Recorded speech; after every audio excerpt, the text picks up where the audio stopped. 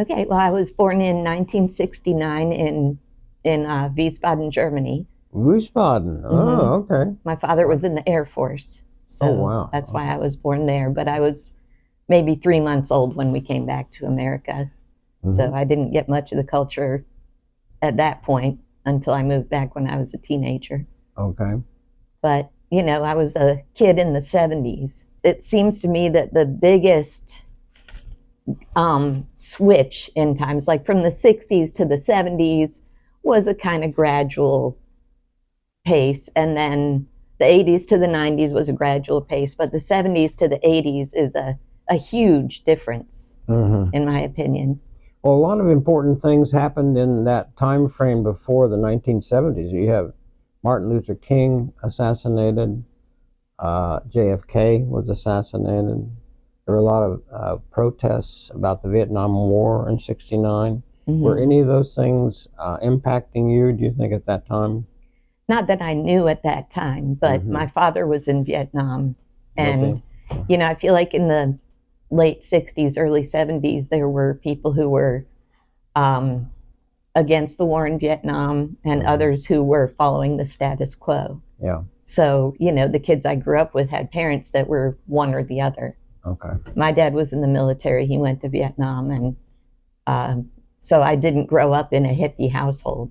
Hmm. Kind of a hippie now. I think that's my rebellion. But That's great. I'm an old California hippie myself. Let me ask you a couple of questions, if you don't mind. Well, one of the traits that I read about Gen X is that they are independent, adaptable, and like to work independently. Now, that doesn't apply to everybody, but I was kind of fascinated to read some of those things. And then there was my interest was the baby bust because of the birth control pill. That came in mm-hmm. line 64, 65. So I don't know if that influenced you or people you knew in the 1970s and early 80s. Now, Gen X goes from 65 basically to 1985. Do any of those things ring a bell in your past? It does. I mean, I guess with birth control, I'm glad to be here. You're right. You're glad birth control didn't work. Right. Well, my parents were Catholic, so Oh, I were don't they? I don't Okay. know that they used birth control, but maybe there were only three of us. But I guess in my generation it was, after the sexual revolution or whatever. So it was Mhm. unusual people to not be for kids to not be having sex very Ask you young. this. Pope Leo said that he believes friendship. He was talking to the crowd of a million people, and he said, friendship is the path to peace, and friendship can change the world. I thought that was fairly prophetic. Yeah, I would say I agree with that, but I'd use the word unity. But I like that he used the word friendship because unity sounds so impersonal. Yeah, okay. Friendships are, Hmm. and I think that's something that my generation is known for that we're kind of losing now is that, as communication devices make us able to communicate further apart. Yes, First was the phone, so we didn't yes, have to be in person talking to people. yes. And then now with the internet and stuff, we can just post something and feel like we've said something and assume that we're Mm-hmm, heard. mm-hmm. And I've noticed that, since COVID too. I'm a social butterfly, so I'm always out hanging out with people, and it's been dwindling. And since COVID, even more so. I So the opportunity for interactions are dwindling, or people don't want Yes, to take the time to get together. both. I've noticed in my life. There are still some people, and usually my generation, Mm-hmm, that are more interested in getting together. Let's go do something. mm-hmm. And, a phone call is to get together, not to actually have a chat. Right. Do you think, Kathryn, we were so intrigued by the talk you gave at the You're Not Alone ministry. I wanted to ask you whether you think you're an influencer. Fred and I talk about that all the time. Have we become influencers? What is an influencer? Who cares whether you're an influencer? I guess I could say that I would like to be an influencer, but not in the way that we use the term now, because I think now it means people on TikTok or YouTube videos. So I guess now I'm an influencer. You're an influencer. But I do try to live my life in a way that I can influence people in a positive way. Mm-hmm. So to me, that's what an influencer should be. Should the be. word is a lot different nowadays, I think. Mm-hmm. What about your children? We ought to get back to family a little bit. You have children, daughters, sons. What is your family? I have 4 kids, boy, Four girl, kids, boy, huh? girl. Oh boy. Oh wow. Boy, girl, boy, girl. And again, that's unusual in my generation because, Yeah. I think a lot of people my age are more, I don't want to say self-centered. How can I say that nicely? Into themselves. Into themselves or whatever, and and into making money and working and doing their life. For me, it was very important to have kids and be there for them. Yeah. My mother was a stay-at-home housewife until probably around 1980, and then she went to work, and I was a latchkey kid for a while. So it was really important to me. I actually lived very poor as I was raising my kids because I wanted to be I wanted to be their influencer.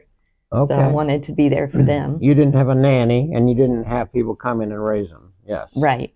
Good and for I you. didn't leave them to my parents to raise. Good for you. I took care of my kids. I actually, was stay-at-home mom. I had part-time jobs here and there, and I homeschooled my kids too for a good part of their growing up.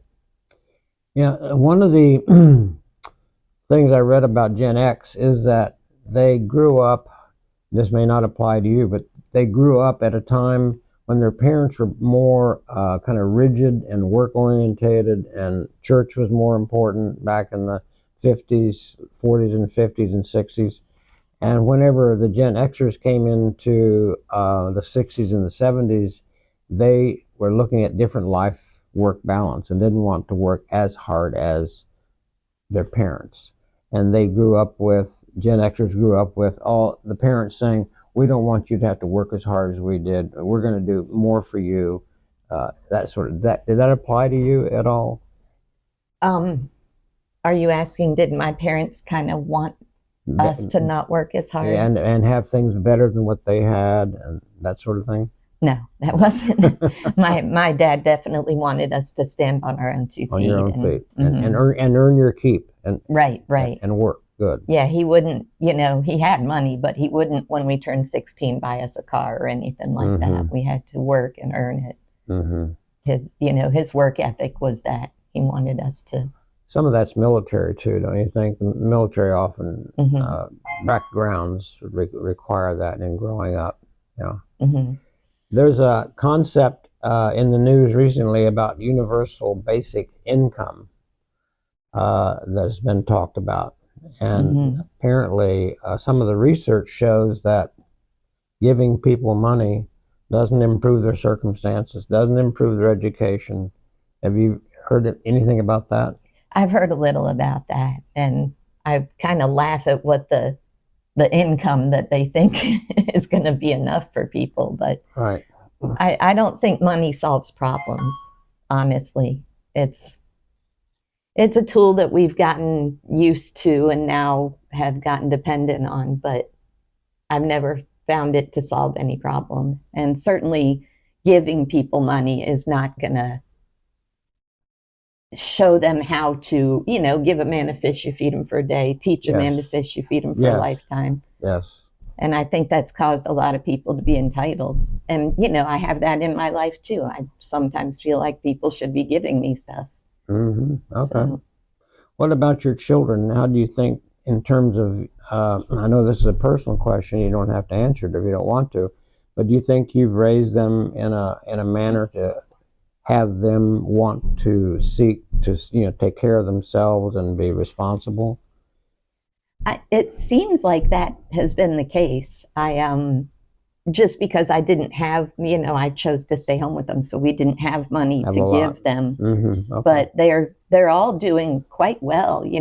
My oldest 2 are doing great for themselves. So good. And they started off with nothing. So So they've built their own lives, yeah, Right, and their right. own treasure, Their yeah. own empires, so to Their own speak. empire. I took the what is that, to Myers-Briggs? the Myers-Briggs, and I was smack dab in the middle between introvert and extrovert. Myers-Briggs, so you're right down the middle. Right down the middle, yeah. Right. And I remember, being a teenager and a young adult, to get a job, you looked in the paper, or actually, I never even got a job out of the paper. The way I got jobs was to dress nicely, walk in, meet the manager, shake his hand, and kind of have a mini interview at the time, setting up the real interview, and then following up with that too. So you're the generation of impressions matter. Yeah. First impression matters.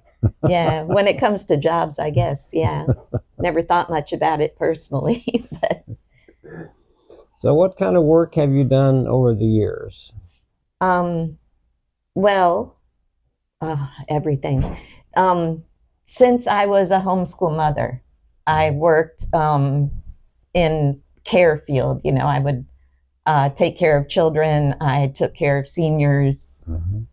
Recently, I've become, from the last talk I gave, a peer recovery specialist. So, and those are all very personal jobs now that I think about it, where you actually get to know people on a personal level and work with them. Yes. I'm also an artist and a musician. So. Oh, are you really? Well, tell me about that, because I'm a piano player. What instrument do you play? I play bass guitar. Bass guitar. Oh, Yeah. gosh. Mostly I play blues, but a little bluegrass, some classic rock, stuff like that. That means another segment for Fred and John Talks YouTube for Kat to come out with the guitar. Don't you think? Is there a guitar in your car? There might be, actually, but it's a bass guitar. I'm an accompanist. I can't solo. So Oh, okay. I would need a guitarist or somebody else playing with me. So what's the favorite band that's on your phone again? Oh, my ringtone is Jimi Hendrix. The But my favorite band is Led Zeppelin. I can't believe she has a ringtone that's Jimi Hendrix. So you actually have a ringtone that's Jimi Hendrix. Yeah, so Jimmy calls me. But And what bothers me is it gets to a point where the music is really about to get going, and then it stops ringing. Oh, it's so. Well, apart from Jimi Hendrix, Here we go. Should I answer it or? No, look. Okay. So you'll see it gets right to where you want it to start, keep going.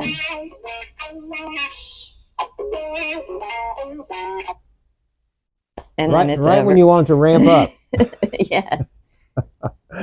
That's all about guitar playing, isn't it? I love guitar playing when it just starts to crescendo and the musician is having so much fun. I mean, they're really like a choo-choo train. Yeah. So what generation would be the group called America? Do you remember the group called America? Yeah, I America. think that's my. One of my favorites. That's Yep. Baby Boomers. Is So it? they're baby. See, I'm unusual for my generation because that's the kind of music I like. Me too. I actually play a couple of America songs. But you know what? Music is the universal language, is it not? I mean, my children love the Beatles. They love Led Zeppelin. I mean, they listen to all kinds of music. Jazz. Yeah. In fact, my children grew up loving jazz as well. And jazz is very old, back in the 20s, 30s, 40s, 50s. Yeah. Yeah, my kids like the old classic rock because I raised them up right. Raised them with that. And all these generations that fell in love with the Beatles. Because they're Yeah. the best. They are. There's something. The Beatles are something for everybody because they have their earlier stuff and then their more psychedelic stuff. And my kids do too. My daughter's favorite song is Rocky Raccoon. She named her stuffed animals after it. Oh, that's the Beatles. She's Rocky going to kill me Raccoon, for I love putting this that. out on the internet. So music is universal. Yeah, and it's connection too. Connection. And there's also Crosby, Stills, and Nash said that, if you smile at me, I'll understand because a smile, and I can't remember the exact word, smile is the same in every language. You said a very important word earlier that I have to go back and captivate it, Kat. It's hugs. You like hugs, and you're huggable. One of the first things that I did with Fred, whenever he told me about a story of his life when we were early on meeting, about his divorce is I looked at him and I said, "You need a hug." And that's one of the things that's always stood out, I think, between his relationship and I, is we do like that kind of contact. And the presence of people around you who hug you and love you, you can't replace that. Right. No AI, no computer, no video game is going to ever captivate that. Right. That's just my opinion, YouTubers, but I think I think that's the truth. Nothing can approximate human touch. nothing. There have been so many studies. We need a certain amount of hugs every day, which is what I tell people, so I hug them. Good. And babies have died from lack of touch, even if all their needs are met. And why would that be any different just because we're not babies anymore? Yeah. I'd wonder what friendships and connections, in-person connections, are like among Gen X, because let's face it, and there's an article about this, articles plural, every other day on the internet, and books I'm reading, with the advent of AI and how young people are reporting high rates of anxiety and loneliness because their relationships are all cyber relationships. So anyway, all of that is to say, what has your experience been like in terms of real friendships, which is person to person, eye to eye, face to face? I can't imagine what these young people are going through now. My two sons, especially one of them, he has friends in cyberspace. One's in California, one's in Germany, one's here. He doesn't have many friends that he can just go out with. So it worries me about that. So what was it like what does it look like for Gen X's? Wow. Okay. I know that was a mouthful. Yeah. No, there's just so much to say. Okay. As I was growing up, I've always been a social butterfly, and friends were people that you spent time with and hung out with. And I'm a very huggy person. I was always very huggy. Even as a teenager, I'd hug my friends. And, now I'm like, it's, people are more standoffish. But the thing about AI and online interactive video games too, you cannot, I've read somewhere, I had a long-term relationship. When I moved to Germany, I was going out with a guy who was in the Navy, and we would write letters back and forth because there was no internet or anything then. And we'd write to each other every day, but you can't, excuse me, you can't grow in intimacy unless you actually spend time together.